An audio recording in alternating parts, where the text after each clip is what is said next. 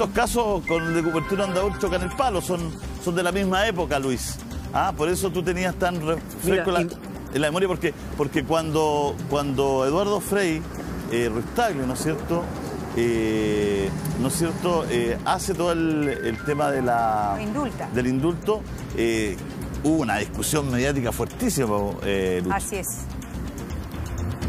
No, y me acuerdo que fue cadena nacional, si mal no recuerdo, el indulto que da Eduardo Frei, lo da aproximadamente a eso a las 4 o 5 de la tarde, claro. El año 96, creo que fue 96 o 97, no me acuerdo muy bien, y claro, me acuerdo que era un caso tremendamente bullado, muy polémico. Además, la nota que la hace Cristian Acuña, que estoy seguro que Cristian debe haber reporteado ese caso en aquella oportunidad, y lo más violento, yo recuerdo que es la forma en la cual ingresó Cupertino Andaur a la casa, lo que le hace a Víctor Zamorano Jones, y después de eso, él sale de la casa, y recuerdo en una oportunidad cuando él es trasladado hasta los antiguos juzgados del crimen, él incluso sigue asegurando su inocencia, y además amenazas contra el padre de Víctor Zamorano Jones. Me acuerdo esa imagen cuando a él lo van ingresando hasta los juzgados del crimen de aquel entonces.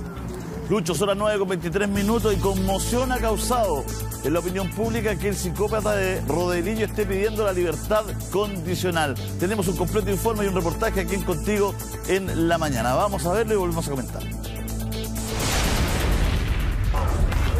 Queremos justicia, queremos justicia.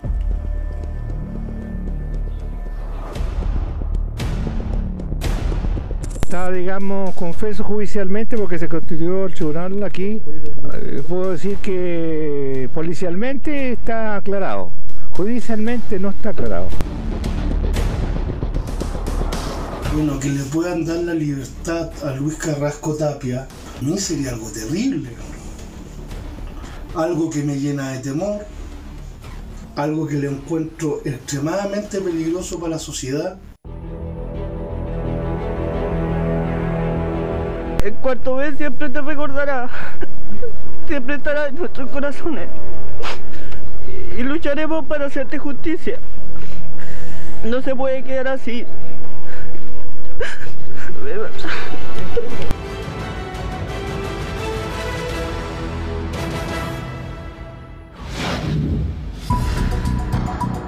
Fue acusado de secuestrar, violar y asesinar a una joven de 17 años.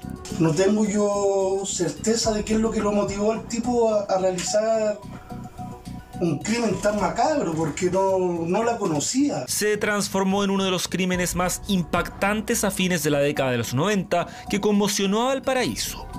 Me vino todo a la mente, todo. La misma, es tanta gente, lo mismo que pasó con mi hija. Mucha gente apoyando. Muchas veces no sirve de nada, porque en el caso de mi beba mucha gente fue y ahora el tipo está esperando salir libre.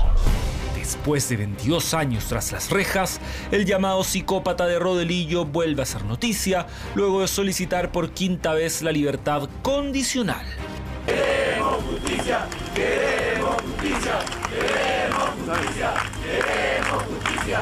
La pena de muerte pido yo para el desgraciado ese, que lo maten. Yo como madre, que lo maten 1000 veces. Es el colmo de los asaltos, violaciones, crímenes, ¿ya? Que quedan ahí impunes prácticamente porque a los 2 o 3 meses andan dándose vueltas en la calle. Nos situaremos en el viernes 2 de octubre de 1998 a las 7:30 de la mañana en el sector de Rodelillo, en la ciudad de Valparaíso. Esa jornada, Viviana Andrea Montenegro Valdés, de 17 años, salió de su casa en dirección al Liceo Computacional de Playa Ancha y tomó un colectivo en esta esquina.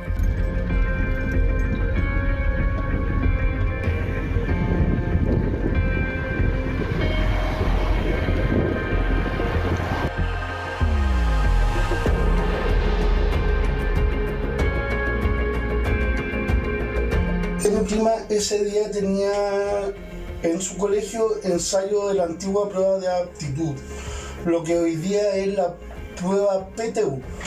Por lo tanto, ese día podían ir con ropa de calle. Ella se puso de acuerdo con una amiga, con una compañera de colegio para intercambiarse algunas prendas de vestir. y quedaron de acuerdo de que mi prima iba a llegar en la mañana antes de irse al colegio a juntarse con ella en su casa. En ese intertanto mi prima se despide seguramente de mi tía, de mi tío, sale de su casa. El vehículo de transporte de pasajeros era conducido por Luis Miguel Carrasco Tapia, de 23 años. Un trayecto que parecía normal, pero que de un momento a otro, el colectivero decidió abruptamente cambiar la ruta y llevar a la estudiante hacia otro sector. Fue en ese momento que, tras secuestrarla, llegó hasta Lomas de Rodelillo, donde le robó parte de su ropa y dinero. Acto seguido la violó y la mató. Se encuentra con un colectivero que se llama Luis Carrasco Tapia y este tipo la secuestra, la mata, la degolla, bueno, un millón de cosas más. ¿Y cómo sabemos nosotros? ¿Cómo sabe mi tía?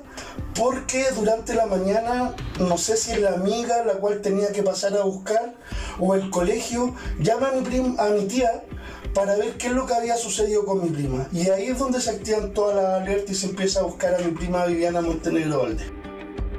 Horas después, 2 jóvenes encontraron el cuerpo sin vida de Viviana. Mi prima tenía una fractura nasal.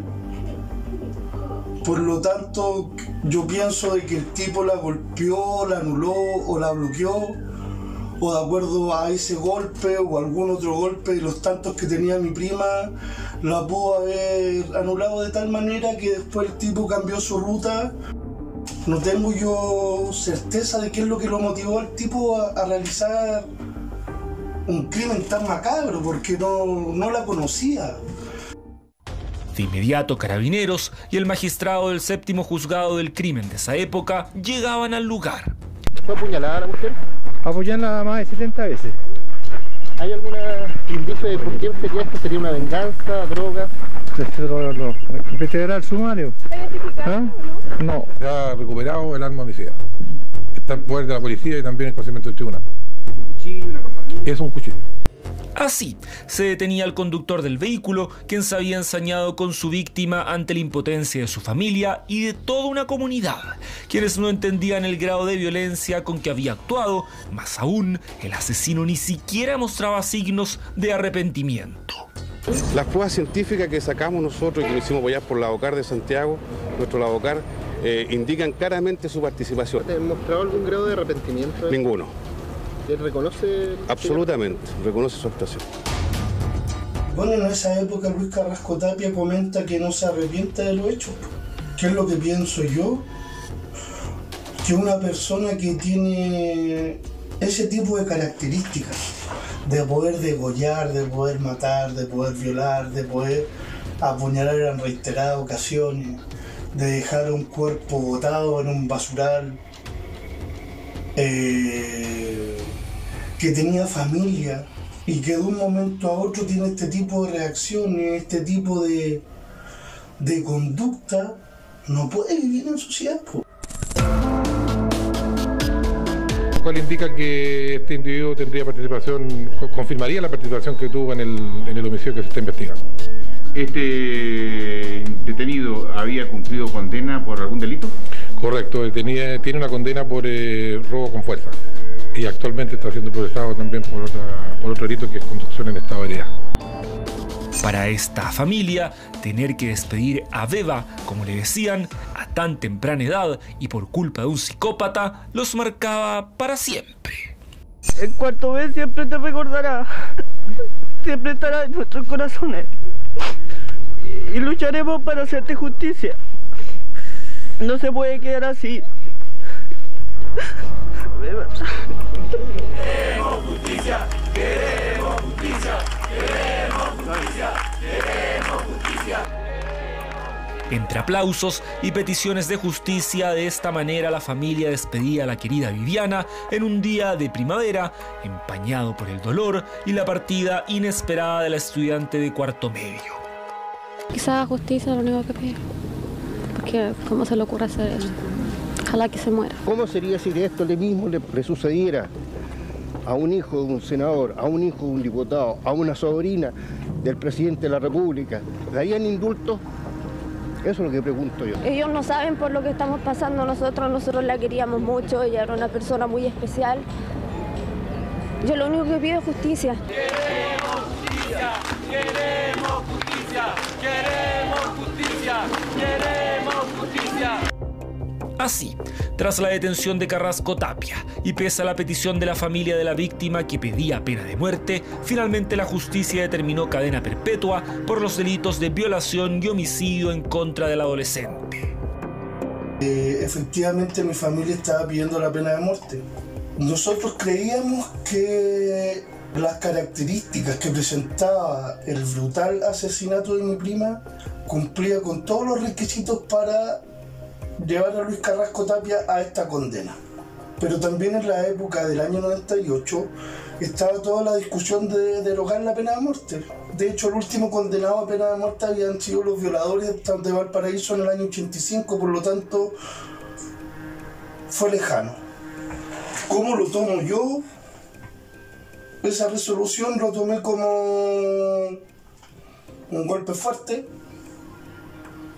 pero sí teniendo claro qué podía suceder. Han transcurrido más de 22 años desde que el colectivero le quitó la vida a la joven, más de 8.000 días que ha estado tras las rejas.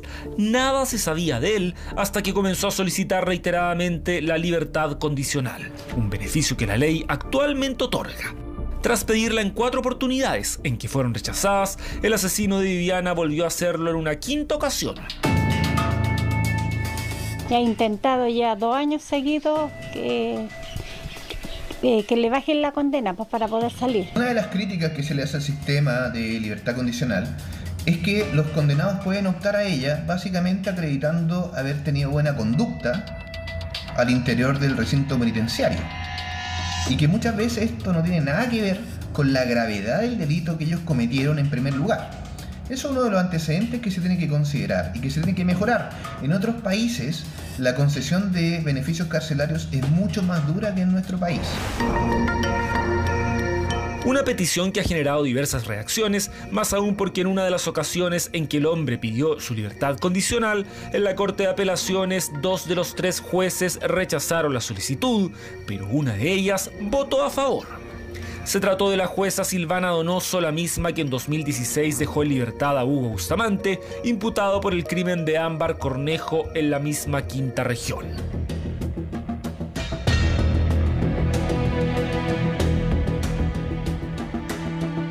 Hugo Humberto Bustamante Pérez. Versatilidad criminal, a temprana edad también comisiones de delito en términos de tráfico de drogas, robos con fuerza, hurto, robos en lugar habitado y posteriormente lo que conocemos todos en el año 2005, el doble homicidio de su expareja y el hijo de esta, característico de personas con una frialdad emocional bastante importante.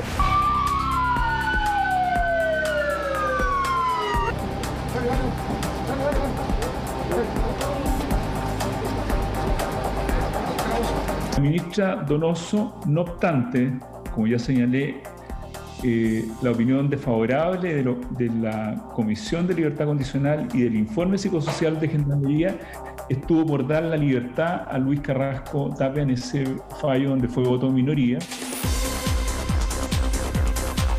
A esto hay que agregar un informe entregado por Gendarmería acerca de la conducta de Luis Miguel Carrasco Tapia en la cárcel, que señala que el llamado psicópata de Rodelillo no logra visualizar el daño en otros. Estoy de acuerdo con lo que señala el informe de Gendarmería en cuanto a que Luis Carrasco Tapia no visualiza el daño en otros, pues este mismo informe aplica una prueba especializada de psicopatía y determina que él está en un alto grado de psicopatía y una de las características del psicópata es la falta de empatía con el dolor ajeno.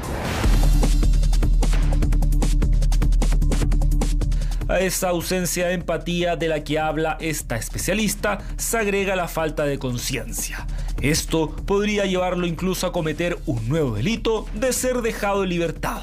Lo que ocurre es que si es que se libera una persona que no tiene conciencia respecto de lo que ha hecho, muy probablemente tampoco tenga conciencia la próxima vez que lo vuelva a hacer. Es decir, se puede tener conciencia de lo que se hace, sin embargo, no se tiene conciencia del daño que le produce a otra persona. Y en ese sentido, se puede transitar por la vía, se puede transitar por la sociedad sin ningún tipo de complicación, puesto que entiende y asume que el daño que le produce a otra persona no es algo invalidante para el otro, sino que más bien bien es una cosa que se hace común y silvestre. Por esto, son varios los expertos que creen que conceder su salida de la cárcel sin duda genera un riesgo. Resulta peligroso y delicadísimo liberar a una persona que no tiene conciencia del daño que le produce a otras personas.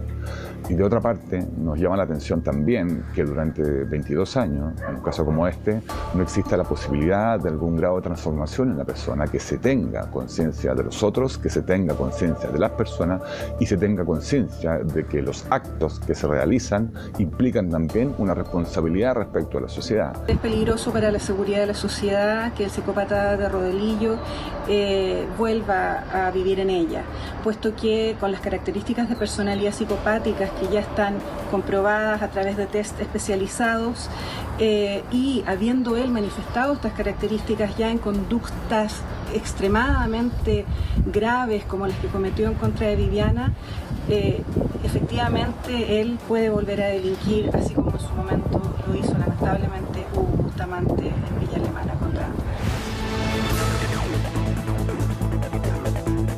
La posibilidad de que quede libertad y las especulaciones en torno a la petición realizada por Carrasco Tapia han provocado un remesón en la familia de la joven, quienes explican que volver a hablar del asesino de la estudiante lleva a revivir el duelo por la pérdida de la joven.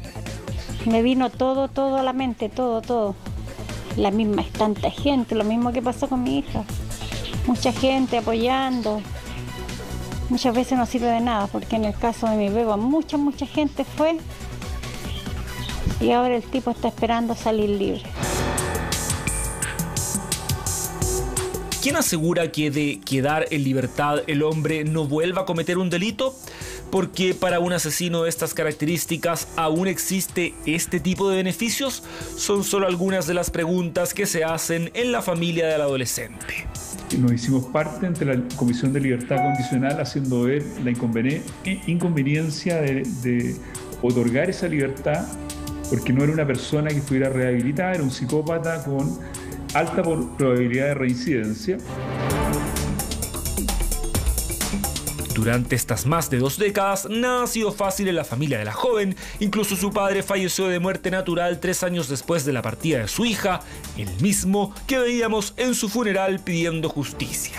Lo único que puedo pedir es todo el peso de la ley, pero todo el peso de la ley, que no haya más cosas raras, perdón, que los derechos, indultos de los derechos humanos a los criminales. Para la familia de la joven hoy existe una sola convicción: que el asesino siga tras las rejas. No quieren que Carrasco Tapia se transforme en un nuevo Hugo Bustamante, hoy acusado de asesinar a Ámbar también tras quedar en libertad, pese a su pasado homicida. Bueno, que le puedan dar la libertad a Luis Carrasco Tapia, a mí sería algo terrible. Algo que me llena de temor. Algo que le encuentro extremadamente peligroso para la sociedad. Bueno, al compararlo con el caso de la niña Ámbar, es imposible no cruzarlo. De hecho, mi tía estuvo en el funeral de la niña. Recordemos también que Luis Carrasco Tapia podría haber estado en libertad porque estaba en la misma nómina de los reos que salieron con libertad cuando salió el asesino de la niña Ámbar. Los próximos días serán claves para saber la respuesta de la Comisión de Libertades Condicionales de Valparaíso. Así se determinará si se aprueba la libertad del sujeto. La familia de las víctimas siempre pueden ser oídas en Gendarmería al momento en que se estén haciendo estos informes para la libertad condicional del condenado. Entonces esa es la oportunidad para que la familia de las víctimas den su apreciación respecto a qué les parece que el condenado esté solicitando este beneficio carcelario.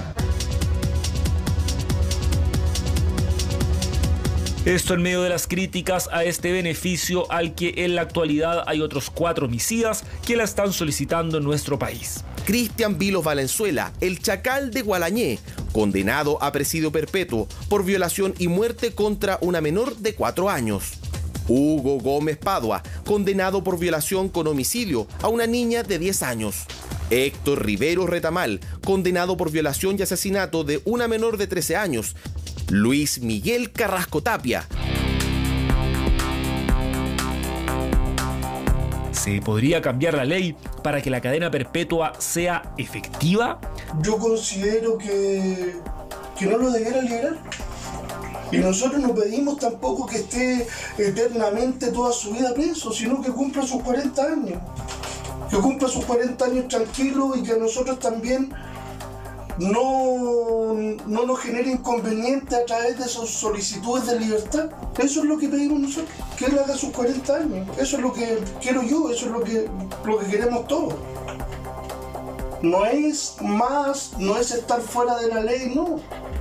Es que cumple la condena que a este tipo se le asignó por matar, violar, pero ese es el crimen. Sin ser un especialista, creo que este tipo no cumple las condiciones para volver a insertarse socialmente. Son los pormenores de este caso que a más de 2 décadas vuelve a instalarse como tema de debate. Primero fue la condena que recibiría el asesino de Viviana. Hoy es su eventual libertad condicional. Habrá que esperar qué resuelve la Corte de Apelaciones, pero la familia espera que el asesino no salga nunca más de la cárcel. Así entonces, un caso que por cierto también ha marcado la historia de víctimas en nuestro país, en la historia policial. Estamos en pantalla junto a al primo de Viviana. Estamos junto a Enrique Mella. Enrique, gracias por conversar con nosotros. Y también estamos junto a Cristian Garrido, ex PDI, y que estuvo también justamente en la investigación de este caso. Enrique, bueno, sin duda, y tú lo decías en la nota, aquí hay una lucha de ustedes sin tregua por que este condenado cumpla estos 40 años de cárcel. ¿Qué ha implicado para ustedes la petición reiterada por parte de Luis Carrasco Tapia de la libertad condicional? Buenos días. Bueno, muy buenos días a todos allá en el panel. Buenos días, Julio César. Buenos días, Enrique. Señor Garrido. Bueno, para nosotros, ¿qué significa esto? En primer lugar, yo estoy dando esta nota porque mi tía no se encuentra en condiciones de poder darla, para poder darle un ejemplo. Emocionalmente ella estaba un poco afectada y a través de esta pantalla le quiero mandar un abrazo enorme y un beso y decirle que la quiero mucho y que no está sola. Luego de eso, es complejo, pues no terminar nunca un ciclo. Tenemos la certeza de que no sabemos si este tipo cumple las condiciones para poder volver a reinsertarse. Comprendamos que los errores que da el poder judicial, los errores que comete el poder judicial en víctimas encasilladas bajo el rango psicopático, el costo es, en el mediano largo plazo, su costo es un chileno o un inmigrante en terreno chileno muerto. Por lo tanto, ¿cuál es nuestro llamado? Es a transparentar. ¿Estamos dispuestos a correr ese riesgo? ¿Estamos dispuestos a liberar a esta gente? Ahora, estamos claros que el sistema penitenciario chileno no es un sistema que reformule, ¿verdad? Y para mencionar casos con las características que tiene este tipo, yo en estos días he hecho ayer un ejercicio súper simple. Juan Domingo Salvo, libertad, el año 75, en los 90 mata a su vecina y a sus 3 hijos. Hugo Bustamante Tapia, 2005 en libertad por matar a su expareja e hijo, 2016 caso Ámbar. Julio Pérez Silva, y así podemos mencionar muchos más. Por lo tanto, eso es lo que nosotros sostenimos. Que si bien es cierto en primera instancia, nosotros lo que pedimos es dentro del marco de la ley, que son los 40 años, porque no podemos pedir más. Pero tengamos claro lo que se nos viene también, tengamos a la sociedad informada de a quienes estamos liberando, y si los vamos a liberar, que sea por un cumplimiento de condena, que no sea porque las cárceles están hacinadas y tenemos que sacar una cuota de reos para dejar otros reos viviendo de manera más cómoda. Principalmente eso. Enrique, primero te agradecemos, porque me imagino que para la familia tiene que ser súper difícil hablar del caso, pero es quinta vez que ya pide libertad condicional Carrasco Tapia. Cristian, bienvenido. Estuviste también trabajando en esta investigación. Es un crimen brutal. Nosotros por horario emitimos muchas situaciones que ocurrieron y muchos relatos, ¿no? Pero aquí estamos hablando de un criminal, un asesino que no solo ultrajó, abusó, violó a una persona, sino que además la apuñaló 72 veces. O sea, aquí estamos hablando de una persona de un brutal asesino, de un psicópata. Entonces, quiero poner esto en contexto porque quiero ser empático con Enrique. O sea, aquí no es solamente que él es familiar de Viviana, sino que estamos hablando de que esta persona podría quedar en libertad. ¿Qué podríamos esperar de aquello? Cristian, estuviste en el caso, cuéntanos un poquito cómo se fue dando todo. Muy buenos días, José César Montserrat, muy buenos días, también un saludo a Enrique y sé que también nos está mirando la señora Viviana. Sí, efectivamente, también ocurrió en Valparaíso. Yo era un joven detective de 23 años, pertenecía a la antigua comisaría judicial de Valparaíso, que estaba ahí en el cuartel San Francisco, actualmente el GRIN de Valparaíso, y fue un día muy movido. A nosotros nos llega un antecedente, fue aproximadamente un 2 de octubre, si mal no recuerdo. Fue una mañana muy movida porque nos llega un antecedente de que una menor había sido secuestrada, ¿verdad? Y que iba arriba de un colectivo solicitando ayuda. Esto nos llega como algo anónimo, ¿verdad? Y empezamos a mover toda la policía, todo Valparaíso, todo Viña del Mar. Éramos muchos detectives los que andábamos, digamos, siguiendo esta pista con un dato que solamente teníamos. Sabíamos que era un colectivero, sabíamos que andaba una niña que ella no había llegado a juntarse con su amiga, porque Viviana el recorrido que siempre hacía era que se juntaba con una amiga, ¿verdad? Ella tomaba el colectivo ahí en calle Guacolda, con Acevedo, no llegó a donde su amiga, después ellas tomaban una locomoción para dirigirse al liceo computacional, porque ella estudiaba ahí en Playa Ancha. Entonces todos esos datos fuimos recopilando hasta que aquí hay un dato no menor, Luis Carrasco Tapia, que obviamente no tiene que salir en libertad, y lo reitero, no tiene que salir en libertad. La pena máxima para este psicópata, ¿verdad?, que fue condenado a la pena capital, que era la pena de muerte, y fue indultado, ¿ya? Luis Carrasco Tapia, no me cabe la duda de que él actuó con premeditación sobre este caso y con alevosía, ¿verdad? Él, después de una noche de juerga, porque hicimos una reconstitución de escena que estuvo a cargo de la Brigada de Homicidio y del Laboratorio de Criminalística de ese tiempo, que anoche yo conversé con los colegas hasta altas horas de la noche, los que hicieron la reconstitución de escena, que duró 8 horas, de todas las 8 horas previas al homicidio de Viviana, ¿verdad? Todo lo que él hizo, por donde él transitó, todo lo que hizo. Había un consumo de droga durante la noche, un consumo de pasta base, alcohol, hasta que, digamos, a las 7 de la mañana pasa este fatídico hecho. Luis Carrasco Tapia también tenía antecedentes previos, ¿verdad?, por robo con intimidación y algunos otros delitos de tráfico de droga. Así que no estamos hablando de una persona que no haya premeditado y no sabía lo que hacía. Él perfectamente sabía lo que hacía. Y aquí me quiero detener porque hay algo que obviamente está en la carpeta investigativa y la opinión pública no sabe. Luis Carrasco Tapia participa en la búsqueda de Viviana. Él, después de haber cometido este horrendo crimen, él concurre a Carabineros y solicita prestar apoyo, porque decía de que él sabía quién era el asesino y quién tenía a la niña secuestrada. Entonces él anda toda esa mañana con Carabineros, ¿verdad?, llevándolo a diferentes partes, hasta que en algún momento él les confiesa que él era el autor y los lleva al sector de Rodelillo, donde estaba oculto el cuerpo. Bien, eso es bien impresionante, Cristian, porque si uno va reconstituyendo la cronología de los hechos, y también quizás Enrique nos puede ayudar, se da el aviso de que Viviana no llega donde tiene que llegar. Y ahí se empieza a buscar, ¿no? Ahí ustedes como PDI junto a la familia empiezan a buscar. ¿Durante cuánto tiempo buscaban y por qué, o no sé si fue de inmediato, se sospechó de que era el colectivo el lugar donde se supo la última noticia acerca de Viviana, Cristian? Sí, efectivamente, mira, por la declaración, yo tuve acceso a la declaración que él da. Yo tuve acceso a la declaración que él da a la policía y él esa noche, la noche previa, ¿verdad?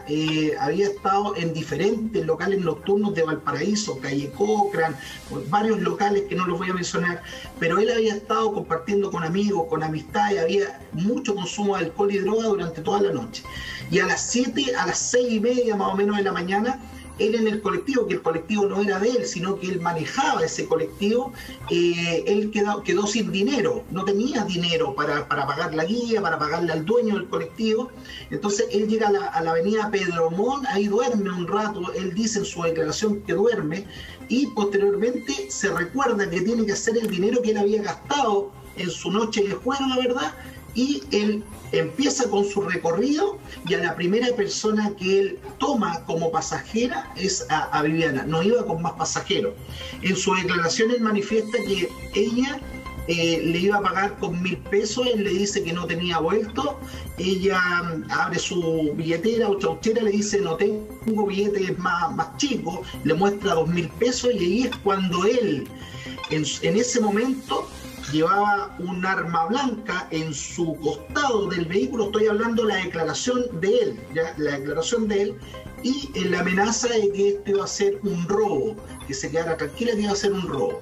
Y ahí es cuando ella, cuando sigue el colectivo en transcurso, él no le paró a nadie. Entonces la gente, cuando hizo parar el colectivo, notó algo raro y notó que una persona dentro del colectivo solicitando ayuda.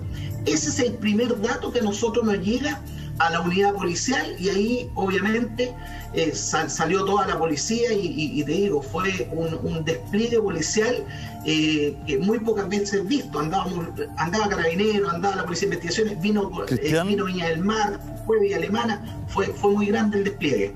Cristian, es bien estremecedor tu relato, pero está muy bien hecho, ¿no? Te lo agradecemos. También nos había ayudado porque tú hiciste prácticamente un libro con Bustamante, ¿no? Fue un caso que marcó tu vida, nos contaste una vez, ¿no es cierto? Y fuiste reuniendo antecedentes de él, y eres quizás quien más conoce del perfil de Bustamante. Acá cuando esto ocurre es temprano en la mañana, ¿no? Que recoge a Viviana. Es muy temprano. ¿Ustedes desde qué hora empiezan a buscar ya el colectivo con una persona adentro? Mira, alrededor de las 8 de la mañana, cuando nosotros llegamos al cuartel, que era nuestro horario de entrada en ese tiempo, ya teníamos un antecedente que podía haber un secuestro de una menor de edad en un colectivo. En ese mismo instante fue que empezamos a movilizar a toda la unidad policial. Y como te digo, andábamos conjuntamente con Carabineros buscando este antecedente, pero aquí lo que quiero destacar de que Luis Carrasco, él va a Carabineros y se presenta en Carabineros, se presenta solicitando, digamos, ayuda, porque él sabía quién era el autor. Dijo, mire, yo soy colectivero y yo sé quién es la persona que puede tener a la menor de edad secuestrada. Entonces los Carabineros andan con él toda esa mañana, andan con él en búsqueda donde él los llevó a diferentes lados, ¿verdad? Hasta que en un momento se fueron cayendo sus mentiras y él dice, ¿sabe qué? No busquemos más, yo soy el autor, y ahí es cuando los lleva, digamos, al final de Rodelillo, pasada una población muy conocida, y a un sitio de Erazo donde estaba el cuerpo vivo. A ver, Enrique, cuéntanos qué recuerdas tú también de ese día, porque por lo que se entiende el relato de Cristian, de inmediato, cuando desaparece Viviana, se empieza a buscar entre los colectiveros, porque el fondo esta alarma, me imagino que la da la familia, pero también que algunas personas ven un colectivo que se va de su ruta habitual.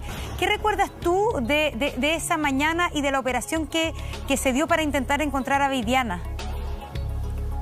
Bueno, en ese sentido yo quiero dar una opinión súper sincera, porque también se trata de hablar con la verdad. Yo tenía 17 años y vivía acá en Santiago. No estaba en Valparaíso. En Valparaíso solamente vivían, de nuestra familia vivía mi tía, mi prima y el esposo de mi tía, el tío Roberto. Por lo tanto, nosotros prácticamente supimos cuando encontraron el cuerpo de mi prima. Que además hay que señalar que esto desde que suceden los hechos hasta que encuentran el cuerpo, esto es sumamente rápido. No sé si Cristian me podrá dar la certeza en el tiempo, pero esto ¿se habrá resuelto antes de 12 horas? Desde que desaparece mi prima, por lo tanto para nosotros fue súper inmediato, no tuvimos el tiempo que, por ejemplo, que se ha dado en las búsquedas de otras víctimas, de trasladarnos. Nosotros cuando llegamos al Paraíso llegamos al funeral de mi prima. Claro. Claro. Ya, porque esto fue muy rápido, no tuvimos tiempo de organizarnos, de salir en búsqueda, porque antes de llegar el cuerpo ya había sido lamentablemente encontrado. Claro, me acuerdo que yo parece que hice un reportaje para Nación Domingo, edité un reportaje y esto, claro, ocurre, la toma del tipo, la secuestra y, bueno, viene el asesinato, el proceso del asesinato, y todo esto ocurre muy temprano, porque al parecer que una de las cosas, bueno, que genera mucha frustración, que la policía, mientras él perpetra el hecho, la policía ya lo estaba buscando. Fue paralelamente, digamos, no fue que después de mucho rato la policía empezó a buscarla, sino que el relato es que la policía empieza de inmediato a buscarla en distintos ámbitos, las dos policías, tengo entendido, porque eran varios testimonios que llegaron diciendo lo mismo, ¿no? Y se coordinaron. Entonces, mientras Carrasco Tapia perpetra el hecho, la policía andaba buscando por distintos sectores a Viviana. Entonces, por eso después él va a hacerse el bueno, digamos, a la comisaría y después confiesa. Entonces, ya como al mediodía, a la 1 de la tarde, estaba resuelto el tema. Como bien dice Enrique, entonces, de las 7, 6 de la mañana a 7 de la mañana, son 6 horas, 7 horas, que después ya fue más mediático todo lo que ocurrió. Cristian, perdón, ayúdanos con esto. El tipo después confiesa, la lleva al sitio donde ocurrió el hecho, todo. Cuéntanos, ¿qué hora era más o menos ahí? ¿Qué es lo que pasó después? Porque llama mucho la atención en el reportaje que acabamos de ver que casi todos los testimonios de las autoridades del minuto siempre dicen que nos muestra arrepentimiento. ¿Por qué nos cuenta un poco qué ocurrió en ese proceso? Sí, efectivamente, bueno, él fue, digamos, a la comisaría a solicitar esta ayuda, ¿verdad? Siendo que él había sido el autor del hecho. En ningún momento, cuando él confiesa, demuestra arrepentimiento. Incluso hasta el día de hoy no demuestra arrepentimiento en sus informes psicológicos. Por eso lo digo en forma bien personal. Para mí Luis Carrasco Tapia es una persona que no debiera salir nunca más en libertad. Es una persona que él actuó consciente de lo que estaba haciendo. Él dijo en su declaración que había sido por efecto del alcohol, que había sido por efecto de la droga, pero recordemos que él ya tenía antecedentes previos, ¿verdad? Y comete este cruel, ¿verdad? Este cruel asesinato con violación. Él en algún momento él dice palabras textual de uno de los carabineros aprensores, ¿verdad? Con el cual tengo una amistad hace muchos años, que le mando un saludo al suboficial Arredondo, que está en Lebu. Él fue uno de los oficiales aprensores, porque esto fue en una unidad especial que era la CIP de Carabineros, la sección de investigaciones policiales, que toma este caso, ¿verdad? Y en la actualidad con el antiguo juzgado del crimen de Valparaíso. Y en ese momento, cuando él confiesa, él dice, mire, ¿sabe qué? No nos demos más vuelta, no busquemos más, yo soy el autor. Eso fríamente él lo dice, ¿verdad? Y habían dado con los carabineros horas durante la mañana, ¿verdad? Lo había llevado a diferentes quebradas, a diferentes lugares, mientras nosotros buscábamos y hacíamos un barrido por otros sectores en Valparaíso. Él andaba, digamos, con los oficiales policiales, con carabineros, llevándolo a diferentes lados hasta que confiese y los lleva posteriormente donde estaba el cuerpo de Viviana. Así es, y de ahí... Sí, lo que pasa para quienes están integrando nuestra sintonía, tú, este es un caso en el cual participaste, de hecho, escribiste incluso un libro, tengo entendido, sobre este caso, ¿no?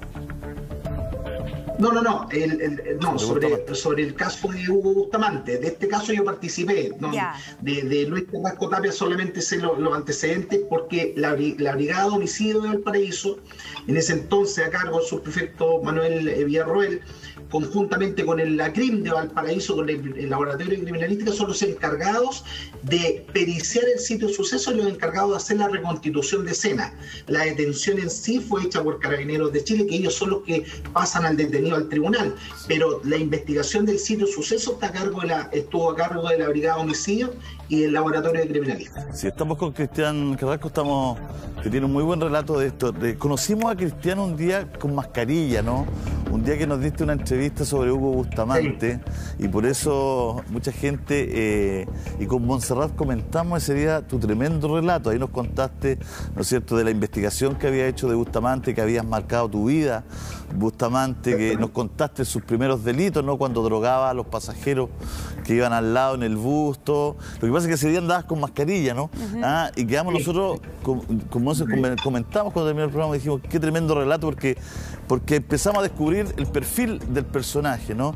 Y hoy día te hemos pedido ayuda porque tú fuiste uno de los que muy joven te tocó salir esa mañana, ¿no es cierto?, tomar el auto policial y salir esa mañana en una búsqueda ciega que era en ese momento, ¿no es cierto?, por los datos, los antecedentes que da la gente de que una niña joven iba secuestrada en un colectivo.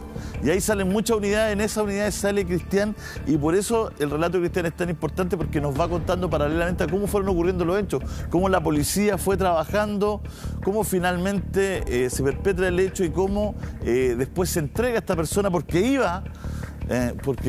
iba con los carabineros porque les había ofrecido ayuda. Y yo me hacía hincapié en lo del arrepentimiento porque son distintas épocas donde nuestro reportaje va haciendo pie, y en ninguna de estas épocas a todos les llama la atención, a las autoridades que entrevistamos, que el hombre no muestra arrepentimiento.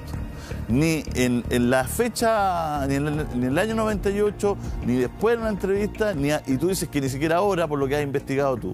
Entonces, claro, estamos frente a un tema muy dramático, porque es quinta vez que pide esta libertad condicional. El tipo estaba ebrio todavía, porque tú contaste que se hace una... ¿Por qué no nos ayuda cuando se hace... se va con el victimario, con Carrasco, ¿no es cierto?, al lugar de los hechos, y se hace toda la reconstitución de escena, Sí, la reconstitución de escena estaba a cargo del Laboratorio de Criminalística y la Brigada de Homicidios de Valparaíso, de la PDI de Valparaíso, y duró 8 horas la reconstitución de escena, porque hicieron desde el primer momento que él salió de la casa el día anterior. Él estaba de turno de noche trabajando el colectivo, entonces empieza en un local comercial, ¿verdad?, en un local nocturno, a beber alcohol como a las 8 de la tarde del día anterior, ¿verdad? Del día anterior, como a las 8 de la tarde, y ahí empieza su noche de juerga, pasa por diferentes locales comerciales, y los detectives fueron con él a cada lugar donde él fue. O sea, él estuvo 20 minutos en un lado, 20 minutos ahí con él, 3 horas en un lado, las 3 horas que estuvo él, porque en algún momento se pensó de que él no había actuado solo, ¿verdad? Entonces era tan minuciosa la reconstitución de escena, donde él estuvo en cada lugar. Él manifiesta en su declaración que hubo mucho consumo de alcohol, hubo mucho consumo de pasta base. Entonces, cuando él ya queda sin dinero alrededor de las 6:30 de la mañana, estaciona su colectivo en la calle Pedro Montt, muy cercano a un local que hay ahí, ¿verdad?, de venta de helado, cerca de la Plaza Victoria. Él duerme un rato, y como a las 6:45 él manifiesta que despierta y se recuerda que no tiene dinero y que tiene que hacer el dinero de su guía para entregarle al dueño del colectivo. Y ahí él, todavía obviamente en estado de ebriedad, empieza a realizar el recorrido.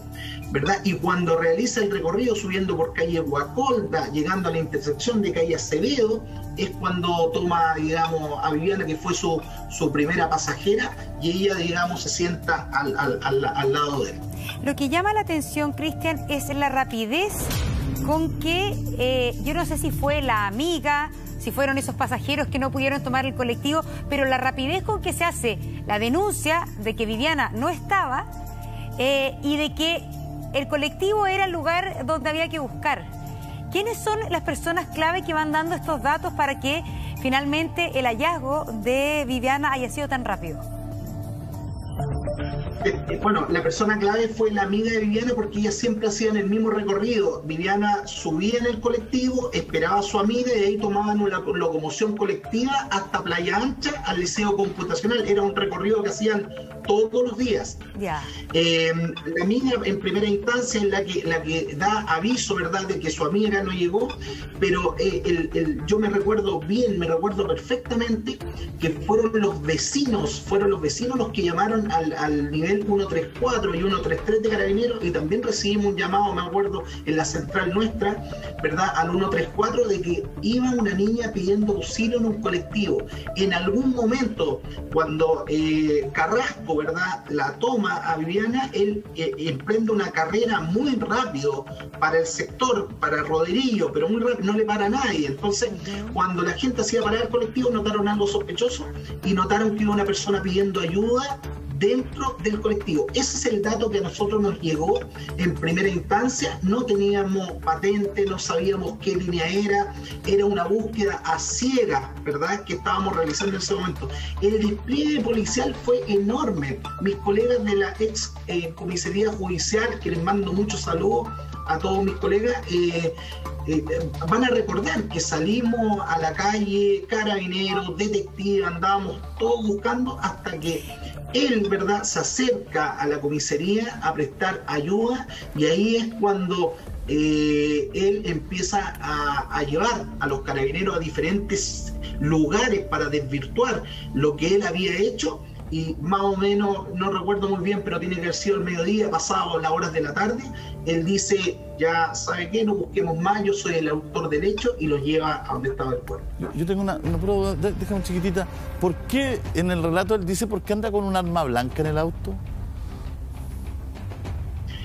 En su declaración, él dice que andaba con el arma blanca, la andaba trayendo al costado del colectivo, era un arma blanca que era para su defensa, pero él ya tenía antecedentes por robo con fuerza, ¿ya? Así que no me cabe la menor duda de que él no era el primer delito que había cometido con robo con fuerza, ni el primer pasajero. Entonces hay un pasado delictual, no es una persona que cometió el primer delito, hay un pasado delictual, y como lo dije anteriormente, también hay una premeditación, o sea, hubo ocultamiento del cuerpo, fue un homicidio con violación brutal, que obviamente no vamos a mencionar los detalles, pero él estaba totalmente consciente, sano de lo que estaba haciendo. Fue una premeditación, un ocultamiento a la policía, e incluso sale a buscar a la víctima, como lo hemos visto en otros casos de otros psicópatas. Así que yo creo que él sí actuó conscientemente, y Luis Carrasco es una persona que para mí, digamos, como policía, no debe salir en libertad. Vamos a seguir con tu relato, Cristian, pero también queremos integrar a José Antonio Villalobos, exfiscal. Estamos con Enrique Mella, también primo de Viviana. A ver, José Antonio, justamente eso. Estamos viendo que Luis Carrasco Tapia ha pedido la libertad condicional durante 5 ocasiones. Y en una de estas ocasiones, de los 3 jueces que tenían que revisar la libertad condicional, 2 se opusieron y 1 estuvo a favor. Y no es un dato menor, lo veíamos en la nota, que quien estuvo a favor de darle esta libertad condicional fue la jueza Silvana Donoso, que le dio a su vez la libertad a Bustamante del caso Ámbar. Dado los antecedentes, dado el cuestionamiento que ha habido de toda la ciudadanía respecto a las libertades condicionales, pero también al tipo de crimen, pero viendo cómo funciona el sistema de beneficios carcelarios en Chile, ¿podría ser que se le otorgue la libertad condicional a Luis Carrasco Tapia? Hola Montserrat, mira, estaba escuchando atentamente lo triste del caso, ¿no? Incluso antecedentes que pudieron finalmente evitar este crimen. Como dice Cristian, la policía salió inmediatamente a buscar, había una niña que estaba pidiendo ayuda y lamentablemente no fue posible evitar el crimen. Quizás no estaríamos hablando del caso. Pero mira, yo creo, Montserrat, firmemente, y ustedes posteriormente en todos los bloques políticos que hacen con posterioridad a estas notas, hay que analizar qué es lo que queremos como sociedad, ¿no? Que no quedemos en definitiva entregados a la decisión subjetiva de un juez o de un ministro en particular para conceder una libertad condicional. Si nosotros como sociedad hoy día no queremos que ciertos crímenes en particular que se cometen contra personas vulnerables, ¿no? Las personas menores de edad, contra niñas, contra niños en particular, debiésemos entonces como sociedad permitirnos crear leyes que establezcan que estas personas no tengan beneficios alternativos. ¿Te fijas? O sea, la persona que comete un crimen de esta naturaleza no puede tener un beneficio de libertad condicional ni ningún beneficio que le permita salir al exterior. Y esa es una cuestión que como sociedad nosotros tenemos que plasmar en una ley. Que no quedemos entregados siempre a la decisión subjetiva de alguien. Porque hay distintos criterios. Hay distintos pensamientos para otorgar una libertad. Entonces, si de verdad hoy día, y yo creo firmemente que es así, todos estamos de acuerdo que estos crímenes no deben tener beneficios. Entonces, ¿por qué no creamos una ley que establezca que finalmente estas personas que cometen estos crímenes en contra de personas vulnerables no tengan beneficios? Y así con esto se soluciona perfectamente y no estamos entregados hoy día a una decisión que puede ser una decisión contraria a los intereses de toda la comunidad. Y esto también es como señal. Las leyes también son señales. La persona que comete un crimen de esta naturaleza tiene que conocer y saber que no va a tener beneficios. Yo no estoy de acuerdo con la pena de muerte, pero las personas que cometen estos crímenes tienen que tener un presidio perpetuo calificado por toda la vida, ¿cierto? Y no pueden tener ningún beneficio alternativo, ni una salida dominical, ni tampoco ningún tipo de beneficio. Entonces, eso hay que crearlo y establecerlo por ley. Y así nos evitaríamos todas estas consecuencias nefastas que hay cuando personas que cometen estos crímenes salen en libertad y cometen un crimen de la misma naturaleza. Enrique, querías hablar de este tema, me imagino que es el que usted hoy día lo está movilizando como familia. Correcto, o sea, don José Antonio, yo creo que dan en clavo qué es lo que queremos nosotros como sociedad, qué es lo que le queremos dejar a nuestros chicos a futuro. Porque tenemos que tener claro que un beneficio a este tipo de condenados, el costo lo paga la sociedad, pues, Monserrat. ¿Verdad? Está demostrado que estos tipos no se rehabilitan, dice. No se rehabilitan y lo que es peor, sus técnicas las mejoran. Si nosotros escuchamos lo que hace Hugo Bustamante, él dice no, en su primer crimen lo hizo mal, en el segundo según él lo hizo bien, porque cuando pasaron no detectaron el cuerpo de la niña. Por lo tanto, eso queremos. En segundo lugar, cuando hablamos de la puerta giratoria, parémosla de mentirle a la gente. Si para parar la puerta giratoria tenemos que construir más cárceles. Quizás no será lo mejor, pero es la única manera de que presos con alta connotación pública no salgan en libertad, porque el sistema judicial le entregan una cuota que tienen que liberarlo. Hagamos partícipe de esto a profesionales. Yo entiendo que el juez es una persona que estudia algo apegado a derecho. El juez no es psiquiatra. Por lo tanto, cuando un psiquiatra da una opinión con relación a este tipo de psicópata, por favor, a lo menos considerémosla. Se quejaron de los informes tipo. Yo soy profesor, un informe tipo es súper útil porque es algo mecanizado, pero considerémoslo, ¿verdad? Porque cuando no consideramos este tipo de cosas, el costo, lo vuelvo a reiterar, es un chileno, es un niño, es una niña muerta, y eso es lo que no podemos seguir permitiendo. Cristian, porque este tipo de situaciones son, porque este tipo de situaciones no es un fenómeno del siglo XXI. Si nosotros revisamos casos psicopáticos, la historia de Chile empieza en 1905, creo que hay el primero, desde lo que le empecé a leer ayer, y seguramente para atrás había mucho más. Por lo tanto, es el momento de exigirle a nuestra clase política de que se pongan los pantalones, de que si bien estamos de acuerdo con los derechos humanos, si nadie está diciendo que los torturen, que los maltraten, sino que es cuidar a la sociedad, es prohibirle que este tipo de delincuentes salgan. Bueno, y además también tiene que ver con cuánto vale la vida de una persona, ¿no? Porque yo creo que también es una señal muy importante, ¿no? ¿Cuánto le cuesta a una persona en este país asesinar a otra? Quitarle la vida a otra, arrancarle la vida a una persona que no hay más, digamos, que no hay más, arruinarle la vida a una familia completa, porque acá, como bien dice Enrique, no hemos podido hablar con la mamá de Viviana porque ella todavía, han pasado 20 años, ¿no es cierto?, no puede reponerse de esta pérdida, de esta cruel situación. Entonces estamos hablando también en este país cuánto vale arrancarle la vida a una persona y de esta manera también tan cruel. Cristian, ¿qué es lo que fue pasando después con este asesino, ¿no? Porque se empiezan a conocer los antecedentes de cómo fue el crimen, ¿no? Sí, se empiezan a conocer los antecedentes de un crimen que conmocionó a Valparaíso, a la opinión pública en esos años, por la crueldad con la que él actúa, con la frialdad con la que él actúa. Yo creo que todos estamos claros, los que estamos, y la gente en sus casas también está de acuerdo con nosotros que hay delitos que no merece, o sea, no tienen rehabilitación y la persona no puede volver a salir a vivir en sociedad. Y para eso están los informes de gendarmería, los informes de psicólogos, de psiquiátricos.